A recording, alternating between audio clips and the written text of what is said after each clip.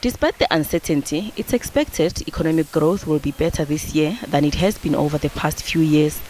ABSA economists expect the local economy to grow at 2.1% this year compared to the 0.6% recorded last year. The better growth estimates are supported by the better electricity supply environment, lowering the cost of doing business. The improved business confidence and better household finances as a result of the low inflation and interest rate environment are also expected to help. Senior economist at ABSA, Mielani Maluleke, says some of the risks to the growth outlook include the uncertainty around the tensions between South Africa and the United States.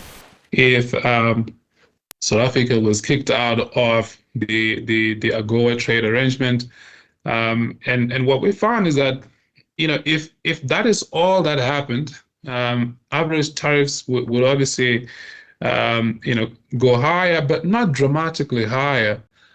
So the direct trade effect of being kicked out of AGOA would not be significantly damaging for the South African economy. But I think it's important to just highlight here that that's obviously not the only risk here. You just cannot rule out the possibility that the U.S. decides to implement something more severe as far as trade is concerned, and we also have to think a little bit about the sort of longer term effects on investment that may come from that are likely to be negative as well. But I think obviously far more difficult to estimate. Despite the low inflation environment, ABSA economists believe the interest rate cutting cycle is over.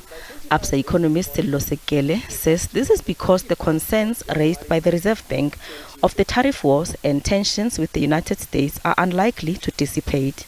The recent decision by the MPC was to hold the repo rate at 7.5%, and at this level, the nominal rate is a bit restrictive, and the reason for them to hold mainly is because of what Mielani has spoken about, right? The uncertain external environment.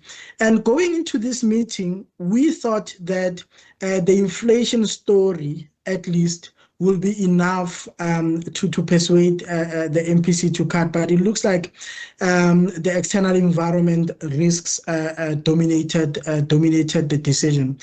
So with that said, we now think that the cutting cycle is over. We think that the repo rate will remain at 7.5% because we don't see how the concerns of the Reserve Bank would fade in the near term. It's expected that the recently proposed value-added tax increase will add 0.2 percentage points to the headline inflation. ABSA expects inflation to average 3.7% this year. Gloria Stefako, SABC News, Johannesburg.